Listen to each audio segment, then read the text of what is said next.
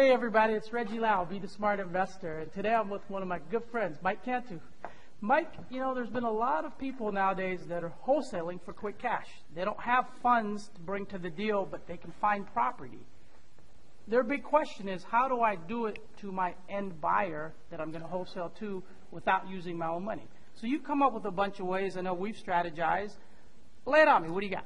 How do they do this? Well, the biggest challenge, wholesaling is not that hard until you get into the REO arena.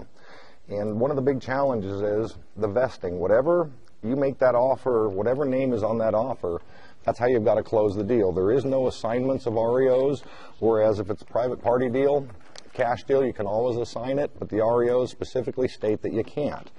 But there is several workarounds on that, and I've got 5 techniques that I do on a regular basis. Let's hear them. Sounds good.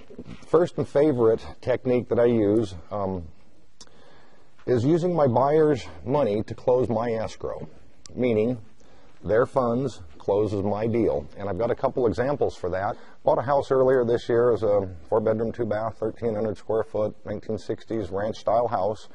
It was a real beater. I paid $146 for it. It was a $250, $260 product. I was going to retail it, $35,000, $40,000 fix-up. It's a lot of work. I wasn't too excited about it. Mick showed up at my house in the morning for coffee like he usually does. I was buried in the paper, and he saw the MLS printout, my notes on it, and I'd mentioned to him that I bought the thing, and he asked me what I was going to do with the house, and I told him I was going to retail it, still reading the paper, and then he said, well, if you were going to wholesale it, what do you think it'd bring? I said, I don't know, somewhere between $8,000 and $10,000. At that point, he said, $8,000 sounds better than 10. Sounds like me. So I realized at that point I better climb out of the newspaper, but it wasn't for Mick, it was for his daughter. So I told Mick, sure, I'd sell him the house. I thanked him for saving me the rehab. He said, I'll be right back. He drove over to the house, came back and said, deal, I'll take it. Now, when it came time to close my escrow, the $146 plus closing costs, about $1,800, Mick wired $156,000 to close my deal. Money left over. That was, I got my 146 purchase was covered, 2,000 closing costs were covered, and I got my wholesale fee by way of a refund. He overfunded the deal. There was a little bit change above and beyond the 8. I gave that back, but that's how I got my 8,000. That's my favorite way to do that. Nice and clean. Very clean. But once again, that requires a lot of trust. You got to know who you're dealing with. The second way I do quite often is I'll close the deal myself. I'll write the check, I'll use my credit line, whatever, I'll close the deal, then we're going to meet in my office, and I'm going to swap you a deed for a cashier's check. I'm going to the bank, you're going to the recorder's office. For that matter, you can meet at the recorder's office. Absolutely. That makes you feel better. Sure. I'd prefer to meet at the bank. Yeah, that works too. Now, my third way is with a loan and purchase escrow. Now, What does that mean? let me back up here. Back in the 90s, early 90s, I bought a lot of REOs, and I would make cash offers. But when sometime there was always the awkward moment during escrow when I have to break the news to the escrow lady that this really isn't a cash deal, that I'm borrowing private or hard money. And it was always the awkward situation. Right. And somewhere around 1996, I met my match. The escrow lady said, not in my escrow, you're not going to do that. She said, I'm a neutral third party. My job is to follow the written instructions to the letter. There's nothing about a loan. Good luck. I stayed up late that night, and I thought, uh-oh, I stubbed my toe. How am I going to get around this? Somewhere around midnight, the light bulb went off. I knew if I thought about it long enough and hard enough, I'd figure this thing out. And the solution was glaringly obvious.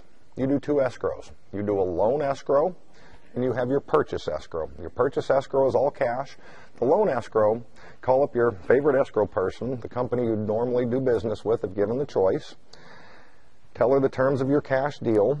Give her all the escrow information. Tell her who I'm borrowing the money from.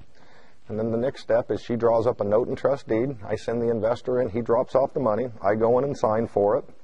And we wait. So the investor's never naked? Nope. And then we wait. When the purchase escrow calls and wants our money, I call up Raquel and say, send the money over. She wires it over, then records concurrently right behind the grant deed. Everybody's happy. So escrow number 2 is done first, and they then send the money to number 1 to buy the property that you're trying to buy. Thereby, number 2 is covered. The investor has a deed of trust and a signed note. So everybody's happy. Right. So with technique number 3, that's with a loan and a purchase escrow where I'm borrowing the money. Now, it depends on who I'm selling the thing to. Sometimes I'll just deed straight out, hand them a grant deed, and other times I'll wrap it. And let me explain a little bit on that. When I'm going to wholesale something to somebody. I always ask them, how do you want to close this? And several of my buyers have private investors that they use over and over that are comfortable loaning my corporation the money, so I will use their investors' money to close my deal. Once the deal closes, I hand them a grant deed, and they take over that loan subject too. Now, if I'm using one of my private investors to close the deal, I'm going to wrap it and then hand them the grant deed. They're going to pay me. I'm going to pay the investor so that I'm still in control. And at some point, they're going to give you a recon for the first. Yes. To wipe out the first. The second's still there. The investor's never naked. Absolutely. Now, my fourth way is very similar to number 3, except we add one more escrow. We have the purchase escrow, your all-cash deal. We have the loan escrow, where the investor's money's coming in to fund that all-cash deal. And then on the way out, we're going to do a third escrow, a sale escrow. So we have a purchase escrow, a loan escrow, and a sale escrow. A lot of escrows there, but the first couple of times around, I am much more comfortable with somebody being escrowed at each step of the way, full documentation, all the paperwork.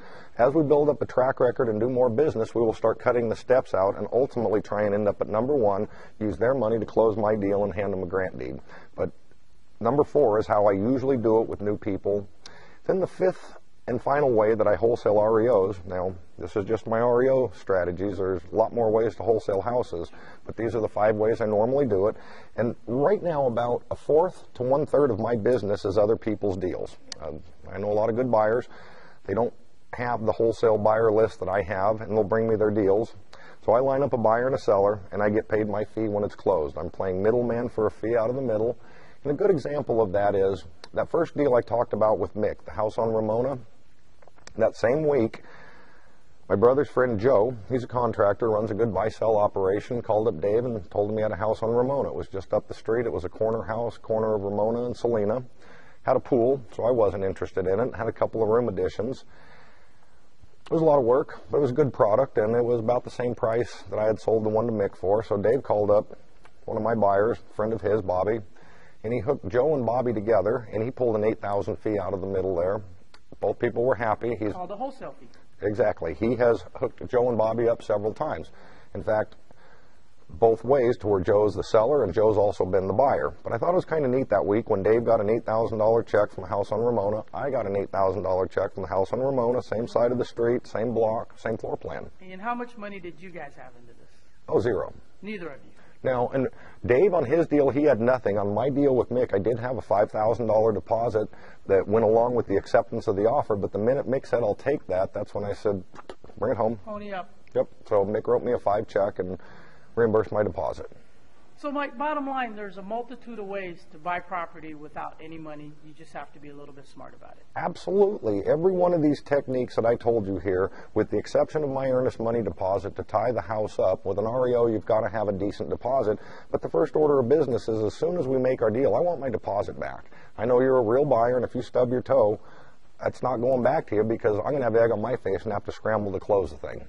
Right. And if you're scrambling for the deposit, you always could just photocopy the check that you wrote. It's not really going to be your check. You're going to replace that with your real buyer's $5,000. So you got a day or two before you really have to get the funds in there. Right. So even that you can dance a little bit if you have it. Very good. Mike, always a pleasure. Thanks for sharing all those great ideas, man. My pleasure. Appreciate it. Thanks, Reggie.